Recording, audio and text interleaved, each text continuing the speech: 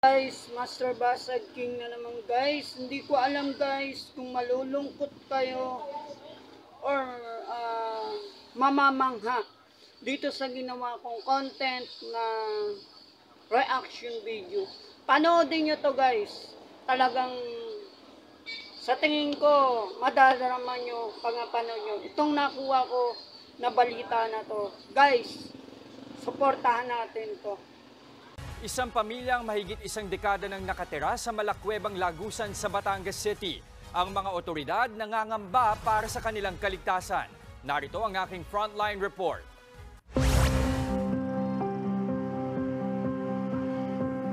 Dito sa kalye ng P. Herrera sa Batangas City, binisita ko si Tatay Pinong sa kanilang tinutuluyan na di pangkaraniwan. Yes po. Kamusta tay? Kung titingnan, katulad lang din ito ng isang ordinaryong bahay. May sala na siya na ring nagsisilbing kwarto at kusina.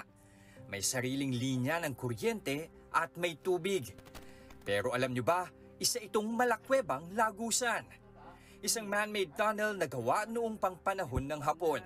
Ayon kay Tatay Pinong, bata pa lang siya nang madiskubre nila ang tunnel. Naging paradahan ng tricycle ito ng kanilang tatay hanggang sa maisip niyang gawin itong tahanan para sa kanyang mag-ina. Nasa 12 taon na silang nakatira rito. Pero so ito yung pinakapalikuran nyo. CR ko, CR. Yeah. Nakapaglagay pa kayo ng toilet nyo eh. Buti si Bunso hindi naman natatakot dito. Hindi naman, no? Nasanay na. Medyo malalim pa pala siya. Mahaba ho, mahaba. Ito po, karsada. Maray ng balsada. Yan. Ngayon po, ito yung bahay namin. Yan, diyan kami napasok. Bungad. Umikot po, yan. Pagayan. May 3 lagusan ng man-made tunnel. Ang dalawa ay parehong nasa kalye ng P. Herrera at ang isa naman ay tumatagos sa Kalumpang River. Ayon kay Avic Ryan Maghirang, isang history professor sa University of Batangas, natabunan na ang dalawa sa mga lagusan nito. Pero malaki ang ginampan ng papel nito noong panahon ng Hapon.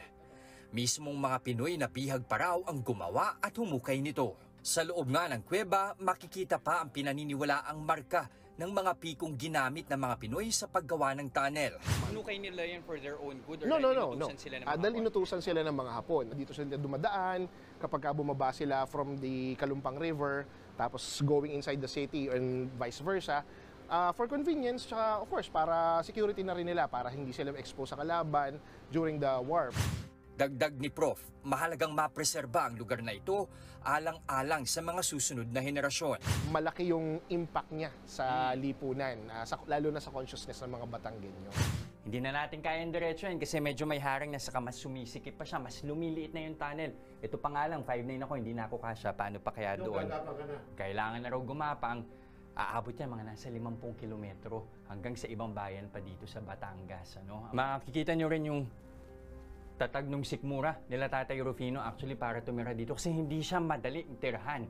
Pero ito na rin yung nakagawian nila. In fact, kung ikaw matatakutin ka sa mga insekto, sa mga ipis, baka magdadalawang isip ka talaga. Pero dala ng pangangailangan, dala ng kawalan ng tirahan, talagang mas titiisin na lang nila na dito tumira. Hindi ko rin maiwasang mangamba para sa kaligtasan ng pamilya ni Tatay Pinong. Hindi ba kayo natatakot tumira dito? Dahil, kinatatakot ko lang ay yung lalaki ng aking anak.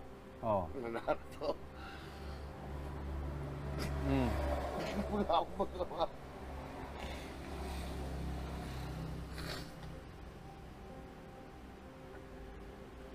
Ba't ano ba ang pangarap nyo sana dun sa, para sa anak ninyo, sa bunso ninyo?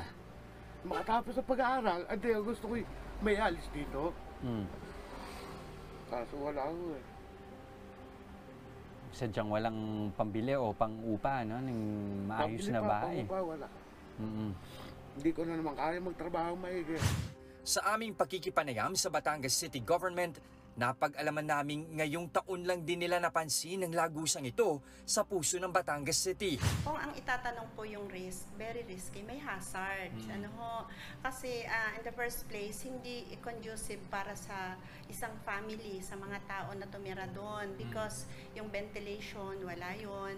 And yung mga wirings niya ng kuryente, hindi tama yung installation. Nakatakdang ilipat ng tirahan ng lokal na pamahalaan ang pamilya ni Tatay Pinong sa susunod na buwan. Pero hiling ni Tatay Pinong, sana bigyan din sila ng hanap buhay at sapat na espasyo sa lugar na kanilang lilipatan.